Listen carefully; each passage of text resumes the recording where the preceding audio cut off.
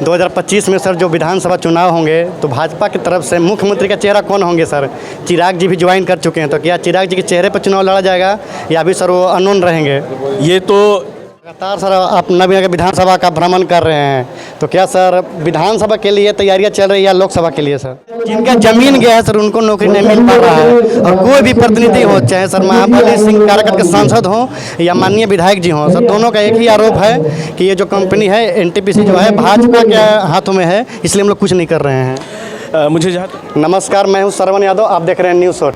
आज हम आ चुके हैं जोगिया में, बात करेंगे नवीनगर की न भावी विधायक हैं या काराकाट के भावी लोकसभा सांसद के हैं। अब सर ही डिसाइड करेंगे और आने वाले समय में पार्टी डिसाइड करेगी, और सर से भी हम जान लेते हैं।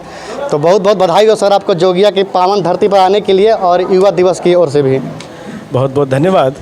और आज जिस महापुरुष के जन्मोत्सव मनाने के लिए हम लोग युवात्सव के रूप में हम लोग बैठे हैं, वैसे सांस्कृतिक राष्ट्रवाद के पुरोधा, सार्वभौमिकता और सहिष्णुता जिनके मार्गदर्शन पे हम चलते हैं, वैसे स्वामी विवेकानंद जी के जन्मोत्सव पे हम सब यहाँ जुटे हुए हैं। और जोगिया मेरा कार्यक्षेत्र, मेरी कर्मभूमि रही है, और यहाँ के लोगों के साथ मिलना और बच्चों का टैलेंट देखना, जिस तरह से बच्चे एक राष्ट्रमाला में अपने आप को पिरो के और एक सशक्त राष्ट्र बनाने की तरफ आगे बढ़ रहे हैं, वो देख के बड़ा अच्छा लगा यहाँ पे। लगातार सर आप नवीनगर विधानसभा का भ्रमण कर रहे हैं, तो क्या सर विधानसभा के लिए तैयारियां चल रही है या लोकसभा के लिए सर?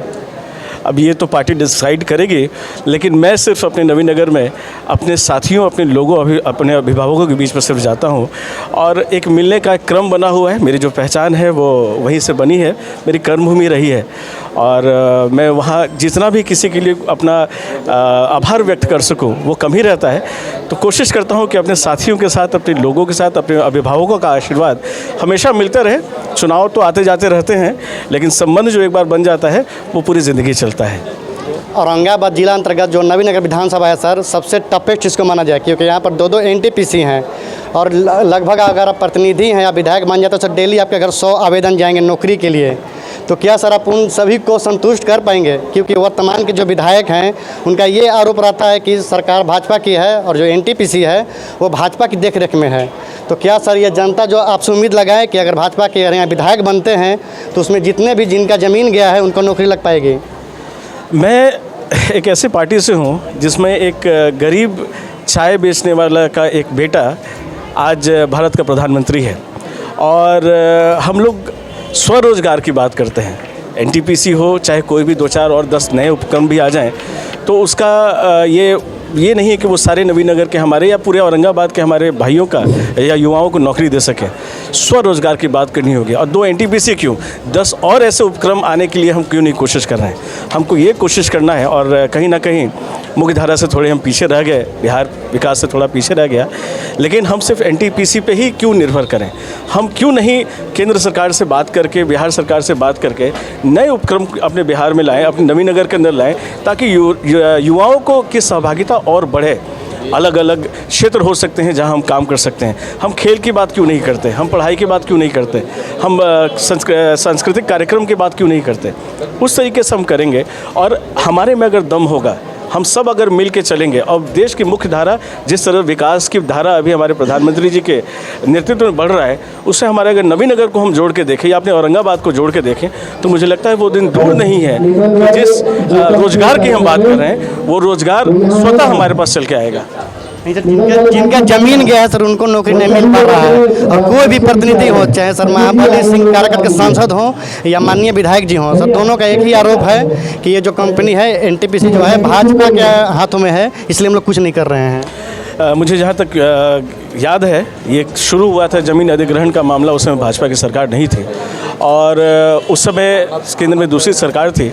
तो हर एक चीज़ को राजनीतिक चश्मे से नहीं देखना चाहिए, लोगों के दुख दर्द को देखना चाहिए। जनता हमको जिताती इसलिए नहीं कि हम बहाना खोज पाएँ, जनता हमको जिताती है कि हम उनका समाधान कर पाएँ। मैं विस्थापितों के साथ में, अभी हमारे मंत्री, माननीय मंत्री, केंद्रीय मंत्री आर के सिंह जी आए थे, मैंने कोशिश किया था कि हमारे जितने भी विस्थापित हों उनके साथ एक बार वहाँ उनको बैठाएं, उनको मिलाएं और उनकी बातों को भी सुनवाएं।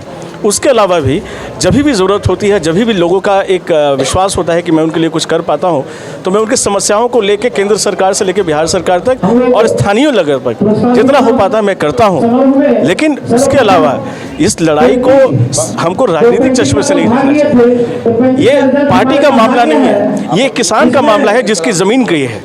उसको अगर आप राजनीतिक चश्मे से देखेंगे कि वो कांग्रेस की सरकार है, बीजेपी की सरकार है, राजनीति जी की सरकार है, वैसा नहीं चलता है। ज़मीन का एक जो मुद्दा है वो एक प्रबल मुद्दा है, लोग इससे प्रभावित हुए हैं। कुछ ऐसे काम हैं जो संस्था को करने चाहिए थे, सरकार को करने चाहिए थे, जो नहीं हुआ। उसमें बहाना नहीं बनाना है हमको उसका एक सकारात्मक पहल लेते हुए हमको उसका उपचार खोजना है, उसका ये देखना है कि कैसे हम उसको हल कर सकें। चलिए, बहुत बहुत धन्यवाद सर। एक अंतिम सवाल सर, 2025 में सर जो विधानसभा चुनाव होंगे तो भाजपा की तरफ से मुख्यमंत्री का चेहरा कौन होंगे सर? चिराग जी भी ज्वाइन कर चुके हैं, तो क्या चिराग जी के चेहरे पर चुनाव लड़ा जाएगा या अभी सर वो अननोन रहेंगे? ये तो जब चिराग जी आ जाएंगे, आ ही गए हैं इनफैक्ट, और एनडीए एक अपनी पूरी ताकत के साथ लड़ेगी उसमें। हम लोग तो बहुत छोटे कार्यकर्ता हैं और हम ही में से कोई कार्यकर्ता बिहार का मुख्यमंत्री बनेगा। मोदी जी को अगर आप देखें तो जिस समय मोदी जी एक स्वयंसेवक थे और जब कार्यकर्ता थे, किसी की कल्पना नहीं की होगी कि इस विश्व का सबसे मजबूत नेता बन के निकलेंगे। तो ये तो उनके हाथों में है और ये बिहार की जनता के हाथों में है कि वो किसको मुख्यमंत्री की तरह देखना चाहती है। हम जैसे कार्यकर्ताओं और जो बिहार के विकास की बात करते हैं, जो बिहार के विकास का सपना देखते हैं, जिसको 10वीं के बाद बिहार छोड़ना पड़ गया क्योंकि हमारे पास यहाँ पे शिक्षा और रोजगार का जगह नहीं दिख रहा था। हमारे लिए तो दिखता सिर्फ ये है कि बिहार को हम आगे कैसे बढ़ा सकें, और मुख्यमंत्री का निर्णय तो कोई भी करे, हम सब एनडीए के कार्यकर्ताओं में सब में एक मुख्यमंत्री बसता है। वो देखना ये है कि किसको पार्टी चुनती है। बहुत बहुत धन्यवाद सर।